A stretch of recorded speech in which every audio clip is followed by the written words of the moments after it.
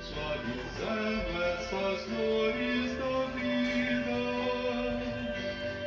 Máscara tua paz, noite e dia, que estás sempre a serviço, irmão. Eu preciso da tua energia, eu preciso, Jesus, deste pão.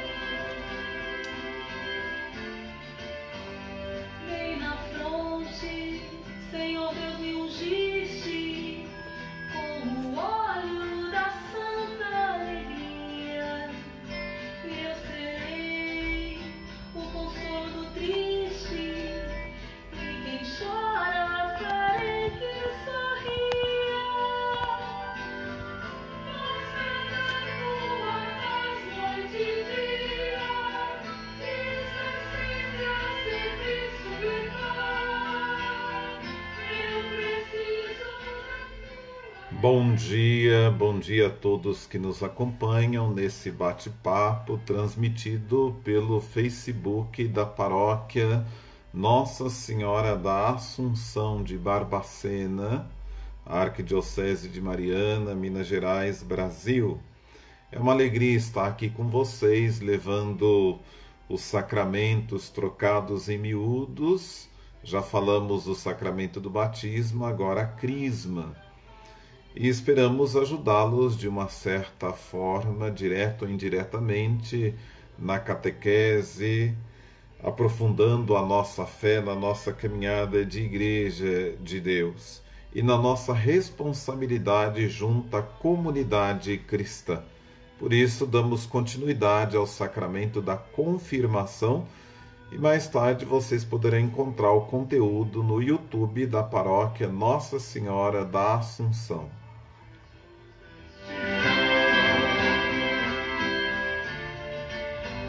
Que eu entenda o sentido profundo desta unção que me deram na igreja. Como Cristo, eu irei pelo mundo, para que Deus seja amado, assim seja. Máscara da tua paz, noite e dia, está sempre a serviço.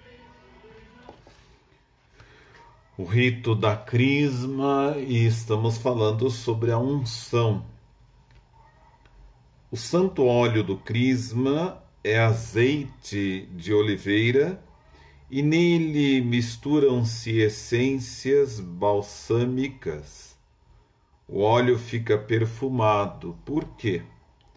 Lembrem-se de novo que os sacramentos usam o simbolismo, o significado para indicar a realidade, graça, vida nova, Cristo.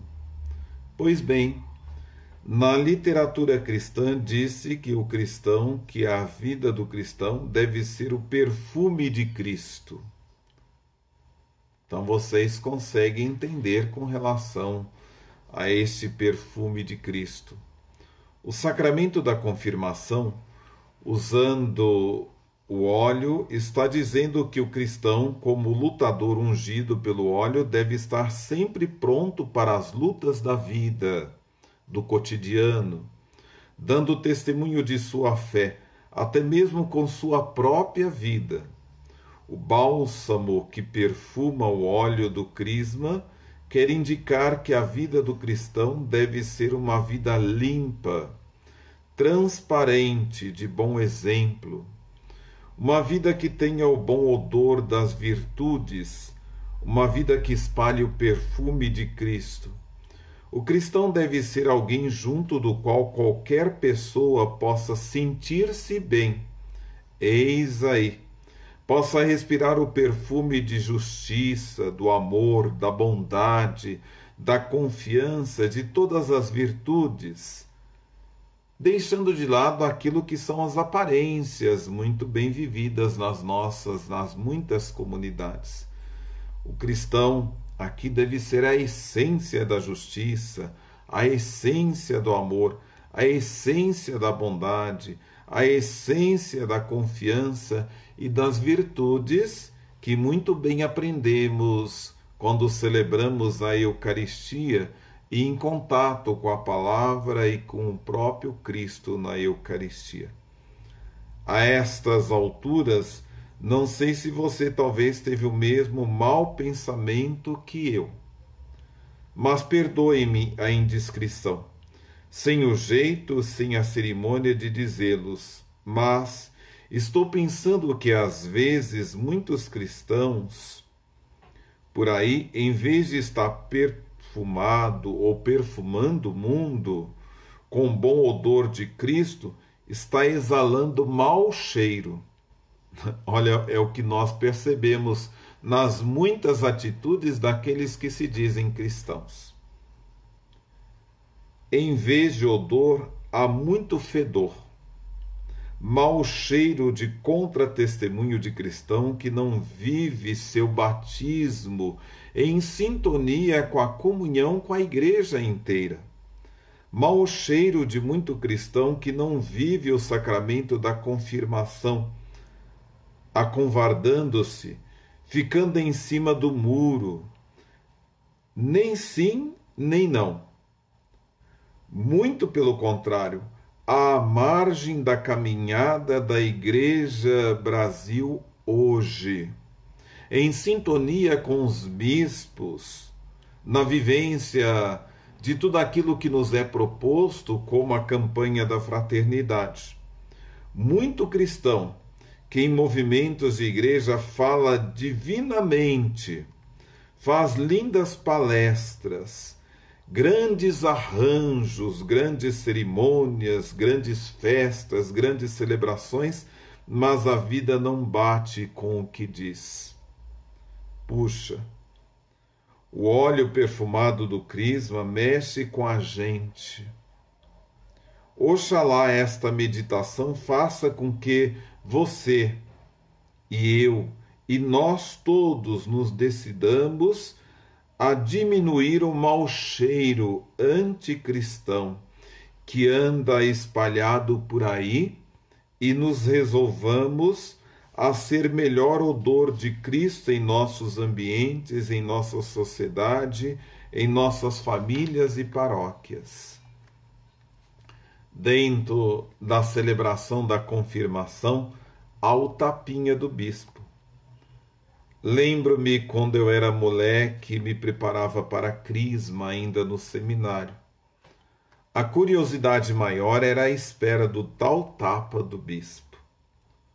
Ouvia-se falar muito até de um pé do ouvido, que o bispo daria na gente. Infelizmente, coisas que tais constituíam muitas vezes a expectativa na realização dos sacramentos, e quase nada se ficava sabendo do real significado de cada sacramento. A prática sacramental obrigava mais do que a vida sacramental. Mas e o tapinha do bispo? Até pouco tempo ainda, logo após a imposição das mãos, o bispo dava um tapinha no rosto do confirmando, não um tapa propriamente dito, mas como um desses tapinhas que a gente dá nas costas do amigo, animando-o a seguir em frente e a ter coragem. Esse gesto tinha um significado interessante pela sua origem. Em tempos de antanho, como se vê frequentemente nos filmes de cinema, os guerreiros, os cavaleiros eram treinados com vários exercícios práticos para as batalhas, para as lutas, para a guerra. Havia um instrutor que adestrava o soldado para a luta corporal com ou sem armas, geralmente vestido com a couraça. Dizem que no dia em que terminava o longo treino, o soldado todo encouraçado e armado recebia do instrutor a última lição. O instrutor, em dado momento de surpresa, dava um violento safanão no soldado ou enfiava-lhe a lança no meio das pernas, à altura dos joelhos e dava-lhe um golpe. Se o soldado soubesse defender-se e não caísse no chão, era aprovado. Era como se o instrutor lhe dissesse: vai e aprende a lutar e defender-te contra todos os ataques do inimigo. Assim também o tapinha do bispo significaria aquele safanão do instrutor. O bispo general diz ao crismando soldado: toma lá, vá pela vida armado com as forças do Espírito Santo, defender a tua fé, que recebeste do batismo. Não sejas covarde, mas valente cristão. Aqui só não acontece o safanão pé de ouvido, é claro, mas o significado é muito oportuno. Dá a entender a todos nós. Mas é preciso perceber de que esse empurrão, esse ânimo, essa motivação, desculpa, que nós recebemos do celebrante do sacramento da Crisma, nos ajuda a sermos mais católicos. Mas é preciso que nós percebamos ainda no dia a dia, né, e nos perguntemos: católico ou caótico? Dizem que no Brasil, mas não é só no Brasil, não. Muitos católicos adotam um cristianismo original. Em vez de católico apostólico romano, passa a ser caótico apostólico romântico. E bota isso tanto no masculino como no feminino. Comecemos pelo católico caótico. A palavra católico é um adjetivo da língua grega que no masculino, feminino e gênero neutro corresponde respectivamente a católicos, católica, catolicon. O significado de católico é universal. Quer indicar que o cristianismo deve ser universal, abranger todos os povos de toda a terra e de todos os tempos. E o evangelho é universal, é para todos. No caso, o substantivo é cristão, católico é adjetivo, que poderia ser substituído por universal, mas ficaria um tanto pernóstico dizer sou cristão universal. E por isso ficamos com o adjetivo católico, mesmo querendo dizer universal. Bom, espero que vocês tenham entendido. Pois bem, mas em nossa querida pátria e alhures, o cristão, em vez de ser católico, isto é, aceitar todo o evangelho, a igreja hoje, tal como ela é, o tal cristão caótico faz uma misturança de tudo e faz uma religião das suas conveniências, catando aqui e ali meias verdades e bota tudo no liquidificador do seu egoísmo e da sua ignorância, aperta o botão das suas conveniências, e é o que nós estamos vendo na vida de muitas comunidades, e daquela mistura caótica de católico umbandista, cientificista, espiritualistas, esotéricos e tantos outros males e diabo a quatro, como nós dizemos, e depois se mete a discutir religião sem entender bilhulhas ou bulufas nenhuma. A fé desse cristão caótico fica em periferia ou na periferia. E no fundo mesmo ele não quer se comprometer com as dimensões da fé. A dimensão pessoal da consciência limpa, a dimensão social da justiça, a dimensão política do compromisso com a ética do bem comum e por aí afora. O cristão caótico cria um caos entre fé e vida, entre fé e as realidades temporais onde ele deve atuar, entre ser igreja e viver igreja. E aí é o que nós temos, esses transtornos dentro das nossas vidas de comunidade, quando muitos coordenadores de pastoral e movimento acham de que eles, dentro da religiosidade, se tornaram o ponto de partida. Nem é o Cristo, são eles. Por isso são os caóticos. O caótico cria uma religião liberaloide ou debiloide, a imagem e semelhança de suas ideias e gostos. Assim é fácil criar uma igreja à minha cara ou uma religião do meu jeito. Isso é muito fácil. Aí nós dizemos assim, olha, eles são apóstolos ou apostólicos ou apostáticos. Então, aí nós dizemos que é outro tipo de católico original, mas muito comum. É o que afirma nos essenciamentos ser católico apostólico, mas em vez de apostólico, ele é apostático. Sem querer fazer uma apologética, nem muita discussão sobre o assunto. É fácil verificar qual é a verdadeira religião cristã universal católica. A que vem desde os tempos dos apóstolos, do tempo do Cristo, portanto. É só ver nos evangelhos como Jesus quis sua igreja como sinal do reino. E logo constataremos que Jesus quis nessa igreja uma autoridade que fosse a pedra fundamental, garantia da unidade. E sabemos que ele colocou Pedro como a primeira autoridade que depois vai tomando o nome de Papa, Pai. Está claro nos evangelhos a indicação do apóstolo Pedro como o primeiro chefe. E como essa igreja deveria perdurar e continuar através dos séculos. Vemos na história da igreja que vieram Lino, Cleto, Clemente, até o nosso atual Papa Francisco. Então, está claro, a igreja apostólica, a igreja que o Cristo quis, apesar de todas as misérias acontecidas com a necessidade de contínuas reformas na parte humana da igreja.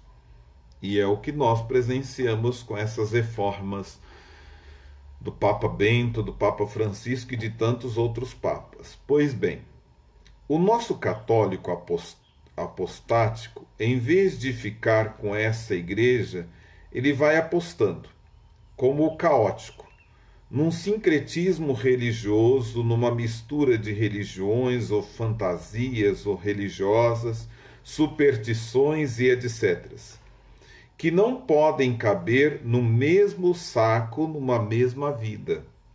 Assim, de manhã, o apostático aposta na missa. Ao meio-dia, aposta no horóscopo. Alguns jornalistas horoscopistas disseram-me como fazem quando falta assunto. Pegam horóscopos de uns anos atrás e recopiam com algumas mudanças e publicam o horóscopo do dia. E à noite em que aposta o nosso apostático. No terceiro saracoteando da macumbas e de tantas outras benções e tantos outros males que afetam a cabeça daquele apostático.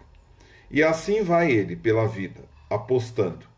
Até que acaba apostando mesmo sem eira e sem beira, sem convicções cristãs nenhuma, sem compromisso com a fé, uma religião na base da emoção, da fantasia, sem firmeza histórica, sem firmeza evangélica, sem firmeza da fé, apostando no que lhe convém no momento. Nem cristão, nem católico, nem apostólico, mas apostático.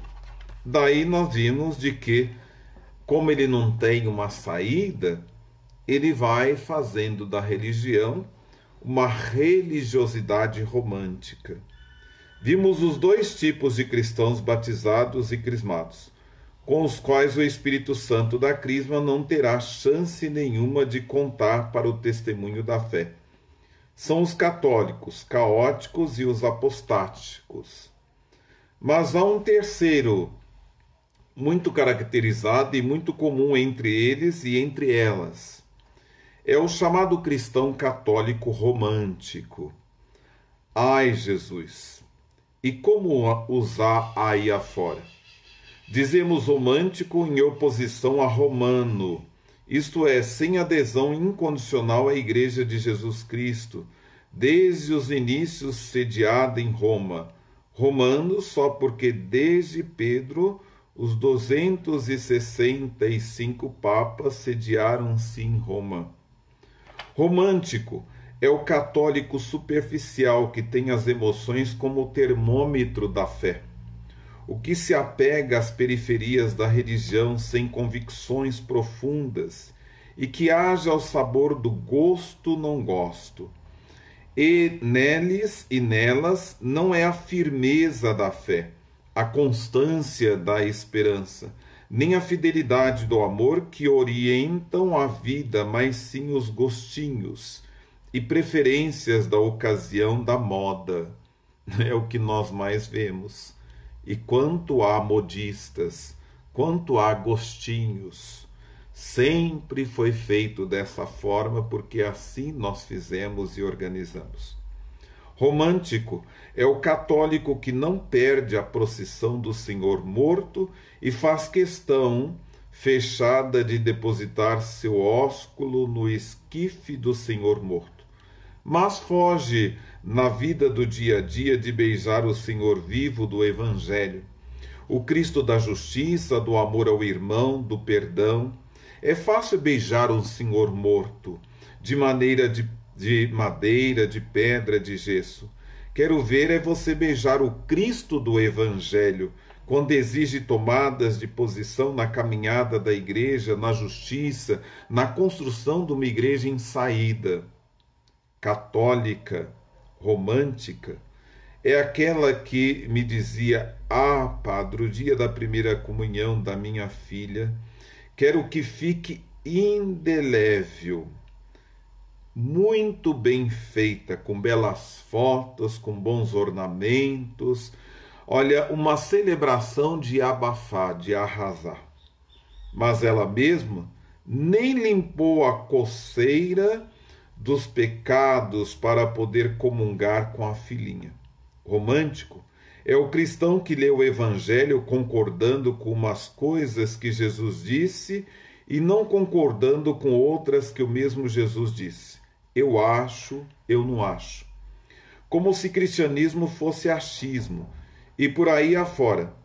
Meus amigos, quantos cristãos e cristãs românticos e românticas, não? E onde fica o batismo dessa gente? Onde fica a crisma com o Espírito Santo exigindo uma vida coerente com o Evangelho, com a igreja, e não com os caprichos de cada um, com o modo de cada um, com a maneira de cada um? Olha, é preciso ter muita paciência para poder engolir tudo isso na vida de muitos de nós cristãos. Olha, não tem como fazer de contas que somos cristãos, a fim de viver uma religiosidade da fantasia. Ou sejamos verdadeiros cristãos e acordemos. E interessante que às vezes a gente fala, toca nesse assunto, fala de que é preciso ter o pé no chão, deixar de lado essa igreja da aparência para assumir uma igreja da essência. As pessoas vão à missa, participam de pastoral, de movimento, ouve tudo isso e faz de conta de que entrou aqui, saiu por aqui, mas não transformou aqui dentro.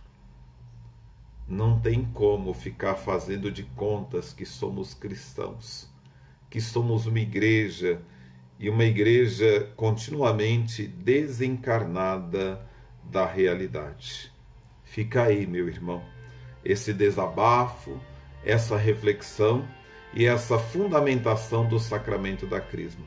voltamos na semana que vem, falando novamente das conclusões que trazemos para o sacramento da Crisma. Obrigado a todos pela participação e pela presença.